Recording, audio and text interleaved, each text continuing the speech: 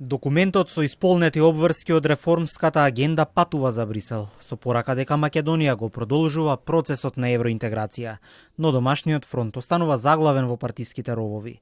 Додека власта тврди дека реформскиот процес има силна динамика, опозицијата обвинува за застој и потрага по алиби.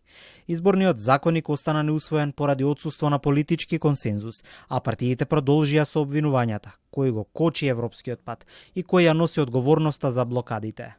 Уверен сум дека во динамиката на реализацијата ќе бидеме далеку пред многу други и покрај обидите процесот да биде забавен преку блокирањето на изборниот законник.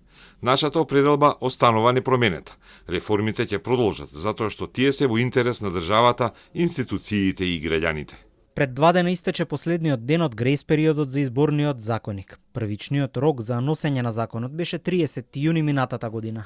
Но од СДСМ се настав дека ниту лани, ниту сега власта немала намера да ја исполни таа обврска, па поради тоа се бараат виновници надвор од нивните редови. Од ВМРО ДПМН ја одговараат со контраобвинување за коалициско делување на опозицијата. Создаваат вештички конфликт околу изборниот законник, гледаме дека намерно туркаат спорни одредби за изборен грабеж, за да го прикријат сопствениот неуспех со реформската агенда и за целосно да го блокираат европскиот пат. Тврда дека Македонија е лидер во регионот во исполнувањето на реформската агенда, а гледаме дека европскиот пат е целосно закочен. Опозицијата доби бланко лист за исполнување на желбите за изборниот законник, а истото го одбија поради виктимизација. Коалицијата на Социјалдемократскиот сојуз, Левица и ДУИ сметаат дека доколку глумат жртви, тоа ќе им донесе политички поен повеќе. ВМРО ДПМН, како партија на власт, им ги прифаќа сите барања на опозиционерите, само диаспората да може да гласа на полесен начин.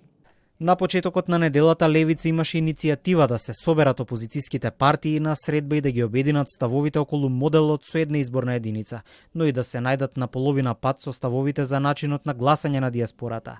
СДСМ одби таква средба, а лидерот на партијата Филипче одговори дека со последните предлози поврзани со изборниот законник, Левица действува како контролирана опозиција.